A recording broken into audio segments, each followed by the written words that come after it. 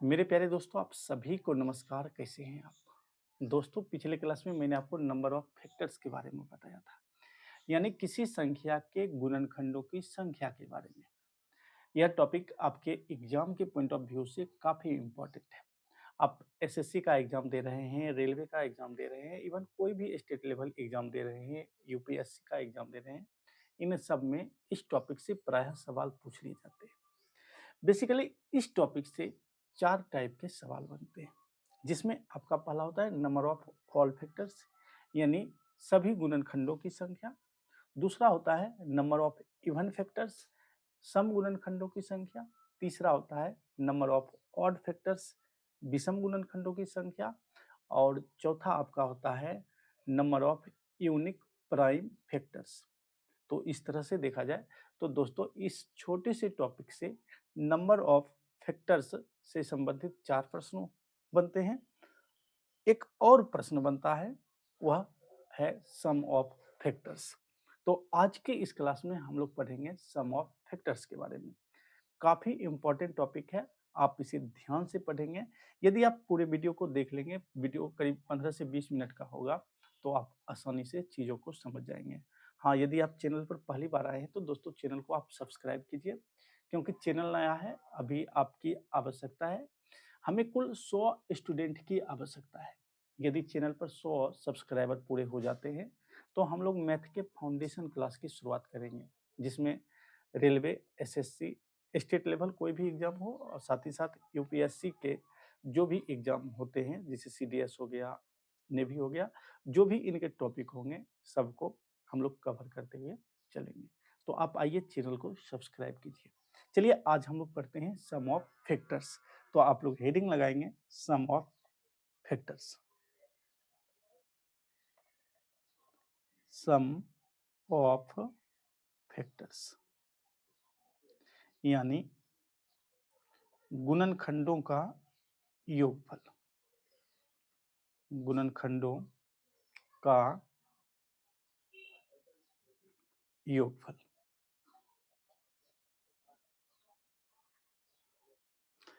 दोस्तों, आप कोई एक नंबर ले लीजिए। मान लेते हैं कि कोई नंबर n है, इसके प्राइम फैक्टर a है, b है, c है, d है, इस तरह से चलता रहेगा। आप सभी जानते हैं, जब हम किसी नंबर, कोई नंबर आप ले लीजिए, मान लीजिए हम एक नंबर लेते हैं 24, इसका आप प्राइम फैक्टर करेंगे तो क्या लिखेंगे? यहाँ 2 से लगाएंगे 12 हो जाएगा, फिर 2 से लगाएंगे 6 हो जाएगा, फिर 2 से लगाएंगे 3 हो जाएगा।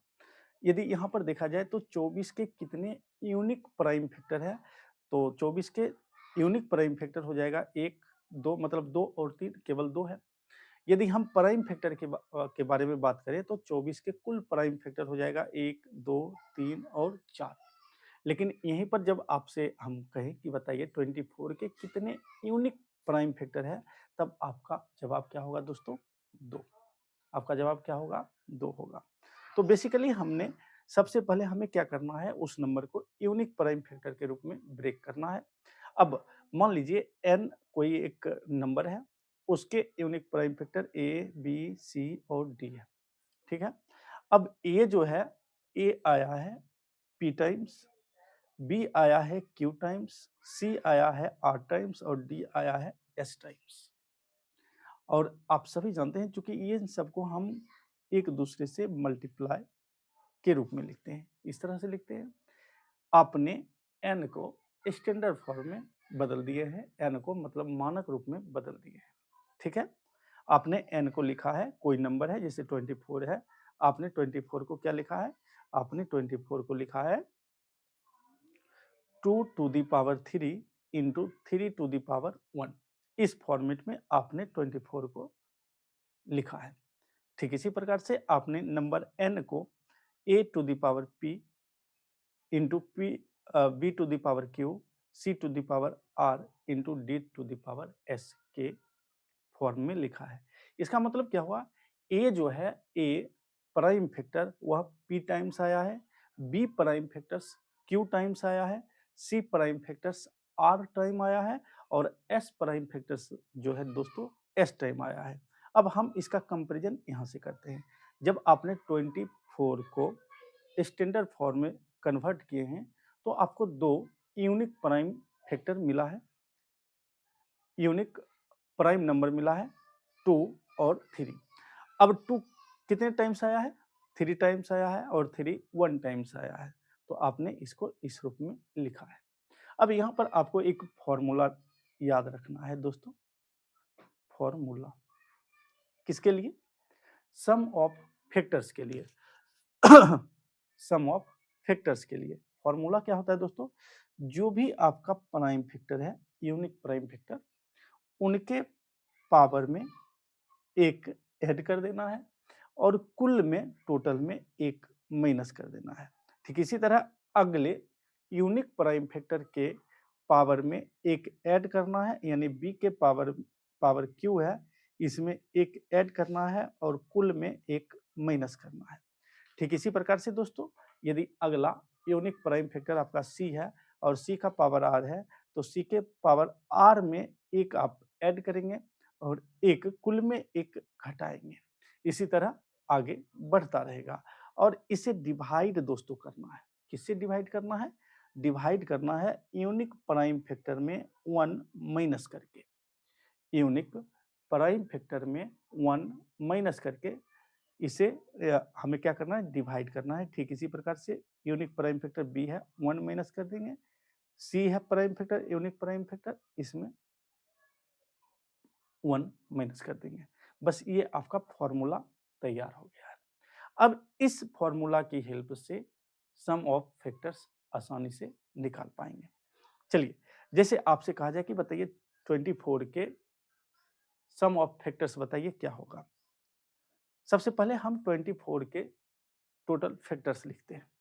24 के टोटल फैक्टर्स क्या क्या हो जाएंगे? कुल फैक्टर 1 होगा, 2 होगा, 3 होगा, 4 होगा, 6 होगा, 8 होगा, 12 होगा और 24 होगा।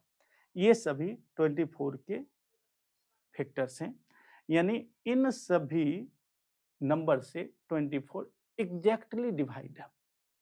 इन सभी नंबर से 24 एग्जैक्टली डिवाइड है। तो आप सभी जानते हैं यदि किसी नंबर से कोई नंबर दूसरा नंबर एग्जैक्टली डिवाइड होता है तो इसका मतलब वह नंबर जो है उस नंबर का क्या है? फैक्टर्स है। ये आप कह सकते हैं डिविजिबल है वह नंबर, उससे डिवाइजर है। आप ये कह सकते हैं कि वह जो नंबर है डिवाइजर है, भाजक है। ठीक है। अब इनके फैक्टर का सम देखते हैं कितना होता है। तो आप करेंगे 1 plus 2 plus 3 plus 4 plus 6 plus 8 plus 12 और प्लस 24 ऐड करेंगे। 1 plus 2 3 plus 3 6 plus 4 10 plus 6 16 plus 8 24 plus 12 36 plus 24 60 हो गया। तो इस प्रकार यदि हम देखें तो 24 के कुल फैक्टर्स का जो सम होगा वह 60 होगा। अब क्या हमने जो पीछे फॉर्मूला लिखे हैं a to the power p plus 1 minus 1 into B to the power q plus 1 minus 1 into c to the power r plus 1 minus 1 by a minus 1 into B minus 1 into c, क्या इस formula से हमारा जो answer है यानी 24 के कुल factor का सम 60 होता है या नहीं? अब इस पर हम लोग देखते हैं। हमने फॉर्मूला क्या लिखा है? a to the power p plus 1 minus 1 into B to the power Q plus 1 minus 1 upon, चूंकि हम यहाँ पर संख्या लेंगे मतलब कितने यूनिक प्राइम फैक्टर है, अगर और भी यूनिक प्राइम फैक्टर है तो हम लिखेंगे उसके लिए c to the power r plus 1 minus 1। ठीक है। अब इसमें हम डिवाइड करेंगे किससे? a minus 1 into B minus 1 into C minus 1। अब सबसे पहले तो हमें क्या करना पड़ेगा? 24 को स्टैंडर्ड फॉर्म में लिखना पड़ेगा। तो आप 24 को क्या लिखेंगे? 24 को आप लिखेंगे 2 to the power 3 into 3 to the power 1, 2 to the power 3 into 3 to the power 1। इस रूप में आपने 24 को लिखे हैं। यहाँ पर यदि हम a की बात करें तो a इक्वल टू 1 हो जाएगा और b इक्वल टू 3 हो जाएगा, ठीक है। और a टू द पावर जो p है, यानी p जो हो जाएगा p वह 2 हो जाएगा, 2 हो जाएगा और q जो है 1 हो जाएगा। अब इस फॉर्मूला पर हम इसे करते हैं। अब चूंकि हमारे पास 2 यूनिक प्राइम फैक्टर है, तो यहाँ पर तीसरे यूनिक प्राइम फैक्टर को हमें लिखने की आवश्यकता नहीं है, ठीक है। ऐसे तो इस फॉर्मूला को भी लिखने की आवश्यकता नहीं है। आप धीरे-धीरे इस पर बहुत सारे क्वेश्चंस की प्रैक्टिस करेंगे, तो मेरे ख्याल से आप आसानी से मतलब कॉन्सेप्चुअल बेस्ड ये सभी सवाल होते हैं। आप आसानी से कॉन्सेप्ट बेस्ड सवाल को सॉल्व कर पाएँगे। तो अब देखते हैं, यहाँ लिखेंगे 2 टू द पावर 3 प्लस यहाँ हो जाएगा 1।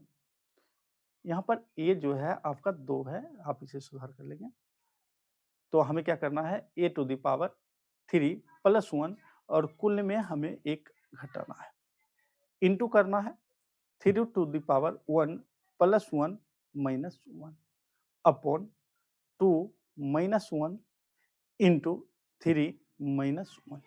अब आप इसे कैलकुलेट करेंगे, आपका आंसर आ जाएगा। कैसे समझते हैं? आपको क्या करना है, 2 टू द पावर 3 प्लस 1 कितना हो जाएगा, 4 हो जाएगा, minus 1 into 3 to the power 2 minus 1 upon 2 minus 1 1 into 3 minus 1 2। इसे करेंगे, 2 का पावर 4 है, 16 हो जाएगा। 16 में 1 घटाएंगे कितना हो जाएगा, 15 हो जाएगा। गुना 3 का पावर 2 है, 9 हो जाएगा। 9 में 1 घटाएंगे 8 हो जाएगा, बट्टा 2 एकम 2। इसे काटेंगे, 2 एकम 2 और 2 चौका 8। तो 15 को 4 से गुना करेंगे, 15 चौके 60। इस प्रकार देखा जाए तो दोस्तों, हम फॉर्मूला की हेल्प से भी आसानी से 24 के कुल जो 24 के जो फैक्टर हैं, फैक्टर का सम 60 आ रहा है। दोस्तों ये जो 24 है एक छोटी-सी संख्या है, तो आप आसानी से निकाल लेंगे। लेकिन जब बड़ी-बड़ी संख्या आ जाए, जैसे आपसे कहा जाए 196 का बताइए, गुणनखंडों का योगफल क्या होगा? सम ऑफ फैक्टर्स ऑफ 196 या सम ऑफ फैक्टर्स ऑफ 324, तो वहाँ पर हमें काफ़ी परेशानी होगा। मतलब आप इस तरह से ट्रेडिशनल मेथड से सम ऑफ फैक्टर्स नहीं निकाल पाएँगे। तो उसके लिए आपको इस फ़ॉर्मूला को ध्यान में रखना ही होगा और ये फ़ॉर्मूला एकदम एग्ज़ैक्ट रिज़ल्ट देता है, ना कि ऐसा नहीं है कि मतलब कहीं काम करेगा, कहीं काम नहीं करेगा। एकदम ये फ़ॉर्मूला बना ही है इसके लिए, सम ऑफ फैक्टर्स के लिए। ठीक है? अब चलिए कुछ प्रश्नों को हम लोग देखते हैं। जैसे दोस्तों आपका पहला ही प्रश्न है कि बताइए, कहता है आपसे find the sum of factors of 630, मतलब 630 के सभी गुणनखंडों का योगफल निकालें कितना होगा। तो सबसे पहले हमें दोस्तों क्या करना है, 630 को स्टैंडर्ड फॉर्म में बदलना है। आपको इसको बदलने के लिए कुछ मेथड अपनाना पड़ेगा। सबसे पहले आप 630 को 2 भागों में ब्रेक कीजिए। अब 630 को क्या लिखेंगे, 21 गुना 30, 21 तिया 63, एक जीरो बढ़ जाएगा, 630 हो गया। आप 21 को क्या लिखेंगे, आप 21 को लिखेंगे 3 गुना 7 और 30 को आप क्या लिखेंगे, 2 गुना 3 गुना 5। अब इसके जो पावर है उसको सेपरेट कीजिए, मतलब यूनिक प्राइम फैक्टर्स कितने बन रहे हैं उसमें आप आइए। तो 2 1 टाइम्स है, तो लिखेंगे 2 to the power 1 into 3, 3 2 times है, 2 बार है तो 3 टू द पावर 2। 5 1 टाइम्स है तो लिखेंगे 5 टू द पावर 1 और 7 भी 1 टाइम्स है तो 7 टू द पावर 1। तो इस तरह देखा जाए तो इस 630 में 630 में कुल 4 यूनिक प्राइम फैक्टर्स हैं। कुल कितने प्राइम फैक्टर्स हैं, 4 यूनिक प्राइम फैक्टर्स है। अब हमें निकालना है sum of factors, sum of factors निकालना है। तो इसके लिए हमें फॉर्मूला, हमने पीछे फॉर्मूला देखा है।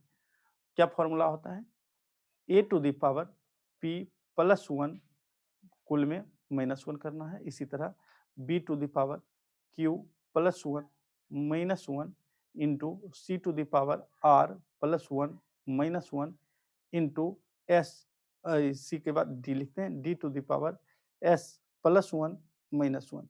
मतलब जैसे जैसे हमारा यूनिक प्राइम फैक्टर बढ़ेगा वैसे वैसे हम फॉर्मूला को एक्सपेंड करते हुए चलेंगे। और यदि यूनिक प्राइम फैक्टर अगर 5 होता तो डी के बाद हम ई लेते। कहने का तात्पर्य है दोस्तों, जैसे जैसे हमारा यूनिक प्राइम फैक्टर बढ़ेगा वैसे वैसे हम इस फॉर्मूला को एक्सपेंड करते हुए चलेंगे। ठीक है, अब इसमें डिवाइड हमें करना है किससे, a minus one into B minus one into C minus one into d minus one से। ठीक है, अब आइए, a equal to 2, b equal to 3, c equal to 5 और डी इक्वल टू 7, ये सभी आप समझ ही गए होंगे। अब करना क्या है, 2 टू दी पावर पी का मान 1 है, 1 प्लस 1 डायरेक्ट हम लिखते हैं, 2 माइनस 1 हो जाएगा, या आप एक स्टेप आगे बढ़ जाते हैं आपको ताकि समझने में आपको परेशानी ना हो। तो ये हो जाएगा 1 plus 1 into 3 to the power 2 plus 1 minus 1 into 5 to the power 1 plus 1 minus 1 into 7 to the power 1 plus 1 minus 1 upon 2 minus 1 into 3 minus 1 into 5 minus 1 into 7 minus 1। आप इसे कैलकुलेट करेंगे। चलिए एक पेज ले लेते हैं, या यहाँ पर जगह है देख लेते हैं। चलिए, तो आप इसे जब कैलकुलेट करेंगे तो आपका हो जाएगा, इस फॉर्मूला को पहले हम मिटा देते हैं ताकि हमें एक स्पेस मिल जाए।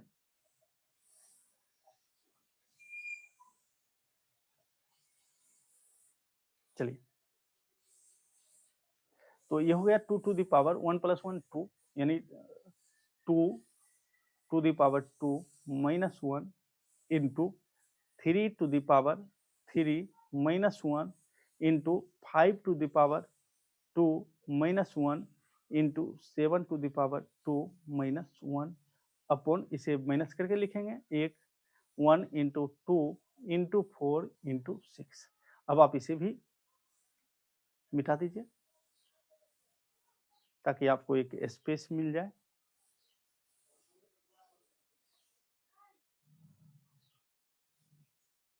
चलिए, अब हमें इसे कैलकुलेट करना है। ठीक है, तो 2 टू द पावर 2 है तो 4 माइनस 1 3 हो जाएगा। ये 3 तिया 9 तिया 27 में से 1 माइनस करना है 26 यानी 26, 25 25 में से एक घटाना है 24, और 7 49 में से एक घटाना है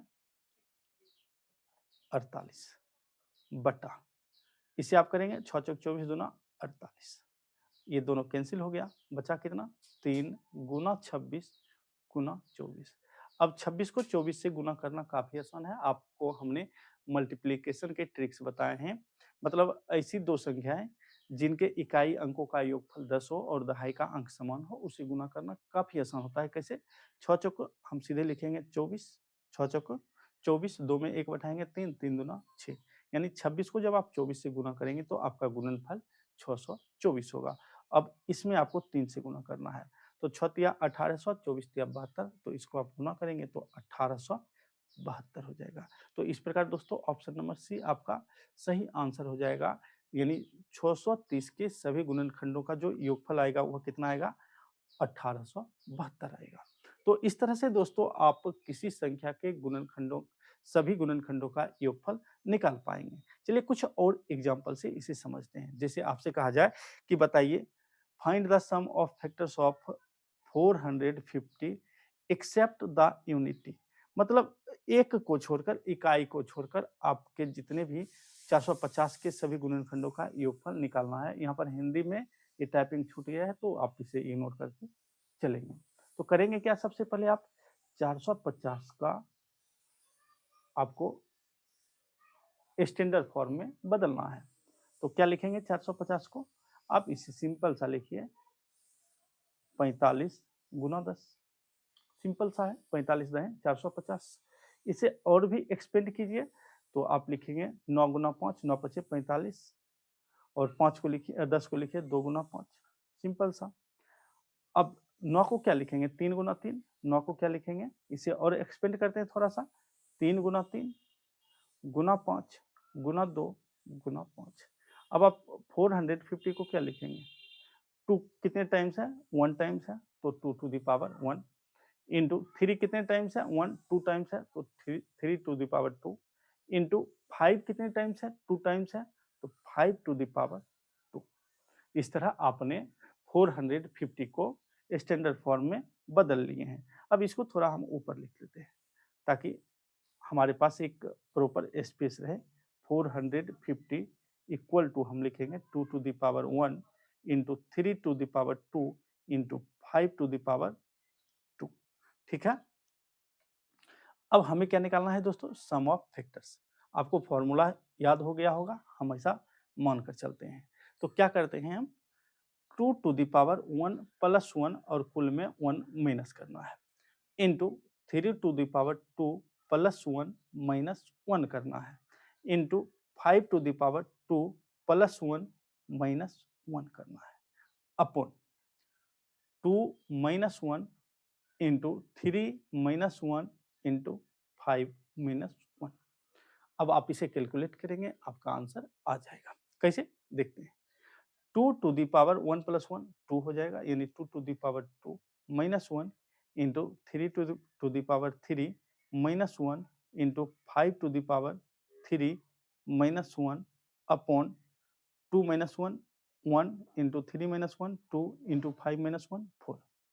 इसे करेंगे तो ये 2 दूना 4 में से 1 घटेगा 3 गुना 3 तिया 9 तिया 27 में से 1 घटेगा दोस्तों 26 पचे 25 पचे 125 में से 1 घटेगा तो 124 बटा कितना हो जाएगा, इसे आप लिखिए 2 गुना 4, ये 31 बार में कटेगा और ये 13 बार में कटेगा।